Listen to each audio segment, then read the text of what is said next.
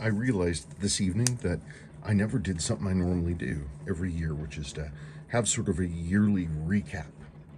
And this last year was really, really weird. It was a really, really weird year. And so I kind of forgot to do that. Plus, last couple of years, actually pretty much since COVID, we've really been keeping things buttoned down here. So I haven't been bringing any new watches. And so, it kind of gets, Lord forgive me, it gets dull. But then, we were able to, clear some things out and get some things taken care of, and working on the straight business again and finding the fun. That's going to go under projects. So this year actually started out, the end of the last year was when I found one of these and bought one. I have been looking on and off for one of these for a long time. I forget though, it's been a second since I looked at it. 51268080. It's the dial. I'm surprised I haven't heard about this, or maybe I just missed it. The dial is the metal of the dial, except for the fact that it's day-date. Just ignore that. The metal of the markers is identical to the 62 MAS. These were run after these were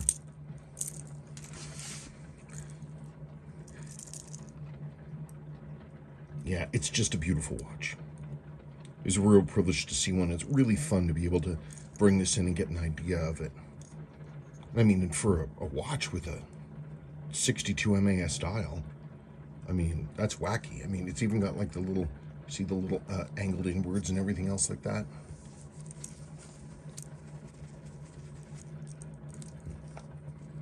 It's super cool. It's super elegant.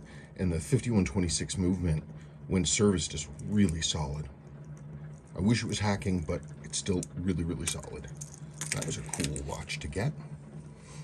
This was also, I finally got my 62 MAS in. I've had them and sold them, and had them and sold them. This one came to me, believe it or not, from India. And believe it or not, except for the fact that it was missing the rotating ring, it was in actually pretty decent original condition. The movement was pretty rough, but this was somebody's one-owner watch. And the case is in pretty decent condition. The reason the markers are frosted like this, I guess the guy had some problems with moisture getting in, and so it started hitting the loom. So he just clear coated the tops of the markers with some incredibly durable satin. I'm still not exactly sure what the heck it is. The loom's okay. It's original, believe it or not. It still glows. Anyway, I'm super happy. This one is just, it feels good. I've been saving this rotating ring in my spares for, oh my goodness, a very, very long time, just waiting for this day. Well, the day that I got this. Anyway, it's super nice. I love this watch. There's a reason that these are sought after. Kind of like the 6105 in its day. There's nothing that truly looks like a 62 MAS. There's a lot of watches that have this style case, but none of their dials have this aesthetic. It's a beautiful, beautiful watch. It's a gorgeous design. And for me, what makes it is the no guards on the crown. It's just a really fantastic watch. I'm so glad to have one back. I really, really needed that. Year of unbelievable triumph. Started out, I had been fighting this watch for 2 years. 2 years of trying to get this thing to run correctly. Man, it fought me and fought me and fought me. And then, of course, I discovered that the fault was mine. Extremely intermittent chance for the hairspring to graze against the top of the pallet bridge, only dialed down very rarely. And I couldn't see it in the balance, and every time I'd look at the numbers, it was amazing, but that was the problem. But for 2 years, I didn't know that because I thought it was the hands. because I thought the hands were interfering with each other, and I just got so freaked out about it. I said, I don't know, kind of hit my confidence. But then I looked at it again after this new year started, and I was like, oh. So I've been running it. I've been wearing this thing for weeks. It is, it's holding between 5 and 10 seconds, like total, since I set it however many weeks ago. I did a good job on this watch. The dial's roasted, but not roasted. I had to do a lot of work to make it look even that good. I have another dial coming in. I just happened to find. I don't know, I might just leave this one, I'm not sure. But it's nice to have that back. And this bracelet is, holy cow, that's a great bracelet. Here's another one. I got this in trade, but it needed servicing. Cool little sport diver. These are early, like this one has, this one actually has an early 7-digit number on the case back. And apparently, according to, I believe, the Seiko guy, there's now some intelligence that these early skin divers were issued. There's a book that has a picture. It's the one with the black dial.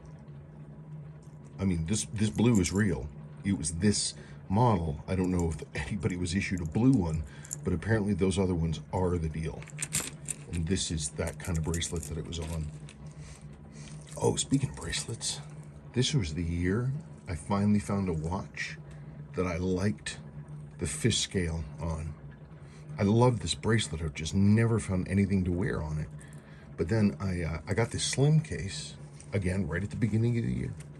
And there's something about it. There's something good about this watch.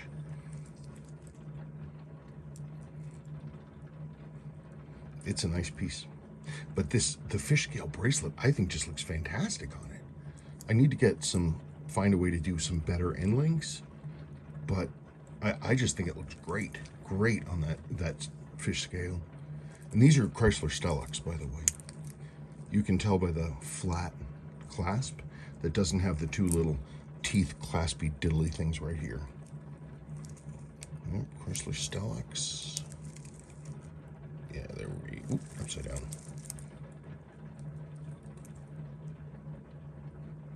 Stellux. There you go. These watches are just, there's, more time goes by, the more I appreciate them. Again, like the 62 MAS, really distinctive. And I still think that Seiko was going to jump from this handset to this one when they went to the new model. Because I swear that these hands go better with this style than in this watch than these do. Here, because the watch is smaller physically, the hands don't look like they're missing in the middle of the watch. And this one gives it a little bit more, balance. But they're such classy watches. Oh, and that's a service hand, by the way. I love this thing. At the beginning of the year, all I was wearing was this, and it's not on my wrist. No, it's not that. I'm gonna have to remember. I don't know why I'm not remembering. Oh, it might have been this one. This one's been on my wrist forever. Let's see, other good things. Well, of course, the return of a true poke to me. The really early one, Feb 71. This one had come in basically as a stripped wreck. Somebody had done a mix and match swap to make themselves a better overall watch. This watch had badly damaged lume, and so they and the chronograph wheel was bad, and the sweep hand was wrong, and it was put on wrong. They basically just slapped it together to make it look like a watch. It didn't even have a dial ring. But the dial service was awesome. So I got it, I fixed it up. The case that they sent it here with had a taper H-link like this on it. I doubt that, this was ever a service handset for this particular watch, service bracelet. But I've always preferred the taper. I always thought the taper was a little more elegant because it follows the line of the case so nicely. It's a nice watch. One of the palest ones I've ever seen. You can't see it. It looks pretty yellow in your thing, but this, it's like this. She's really light, almost lager color. Really, really light. Let's see what else has gone on. Oh, but of course the biggest thing. The discovery of the Osaka Navigator. This still blows my mind. For those of you who don't know, I've owned this watch for, well, I owned it in pieces for at least 10 years. And I hadn't looked at it for a very long time because back in the day, all the old guys, the dudes who know, said it wasn't real. It wasn't a real model. It wasn't a real watch. So I thought, oh, well, it's fake. And I just left it alone for year after year after year. Well, after this last year when I was just getting so bored of my watches and I hadn't bought any watch part slots for a really long time and just nothing exciting, digging through my crap, looking at all my crap, because I'd started getting really interested in world times. Because I found a project to start on, which was this basket case 6217 that somebody had resurrected like 10 times. And then it got too much. The original dial is roasted, it's over there. But this is actually a 6410 city ring that they just hand machined down so it fit in this case. This is just sort of a preliminary look to it. It is serviced though, it runs beautifully. I need a bezel. The original dial is just, that's bad. Got a nicer dial? Please let me know. So anyway, but I was digging through and I found the pieces to this.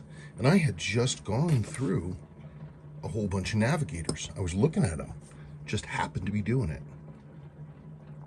So I was able to compare these side by side because I started looking at the pieces of this watch because it came to me in pieces. I started looking at the pieces of this watch very carefully after having assumed for 10 plus years that they were fake, like the old dude said. And I looked at them and I'm like, this is absolutely original. 100% original. There's no way this is a fake model. All of this stuff is made by Seiko. And thankfully, because I was fooling around with Navigators, I was able to make a side-by-side direct comparison video looking at the parts, the main parts next to each other. It's clearly original. Clearly Seiko, the exact same parts, except simply different printing on what would be the city ring and the silver dial. That's it. Instead of the silver dial without that patina, instead of this silver base dial, they take that silver base dial and they put this on there. So far, the spread on these based on the serial numbers found looks like it was a very limited run, probably of less than 500. Based on the production date, it was made 2 months before the end of the 1970 World's Fair, which is in Osaka, Japan. Our current working theory, it is a real model because we actually found this. Actually, Adrian Selleck found the casing guide that had this model in it. And in the casing guide was listed a unique dial number.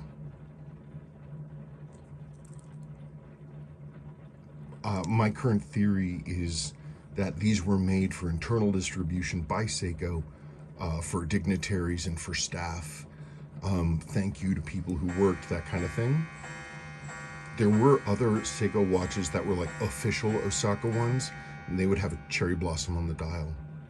My theory, based on nothing but conjecture, on those is that those were sold publicly as souvenirs. Hey, I went to the 1970 World's Fair. This is for people who knew where they got it.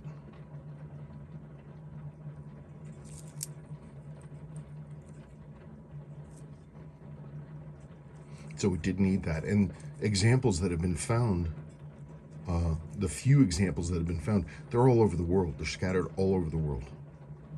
So these are real. This is the Osaka Navigator. And it's special. Not too many new models ever get found. So this really kicked my year off to a good start. Well, to a good conclusion of February, I guess. Let's see. Oh, wants and needs, actually. This is a Seiko 6218. It's exactly the same as a Seiko 6246-9000 GS. This dial, it's kind of weird and light, and it has this sort of patina streak across it. I really want to get something that's better. If anybody has a dial like this that's in better shape than this, even if it's for a closely related model, let me know. Because the movement inside this thing, when I first rebuilt this watch, I was working on Sabrina's Rolex 1680, which has a 1570 17 jewel auto wind movement in it. I happen to have those two things apart at the very same time. And this movement is far and away superior to Rolex in every single way, except for perhaps Rolex having a free sprung balance, because those have a lot of very good at holding their beat. But the movement inside this watch, 33 joules, it's exquisite. And it's a GS movement. The only difference is that this one doesn't have a medallion and it doesn't have a GS dial.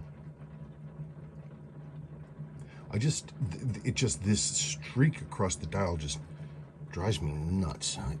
I just can't look past it.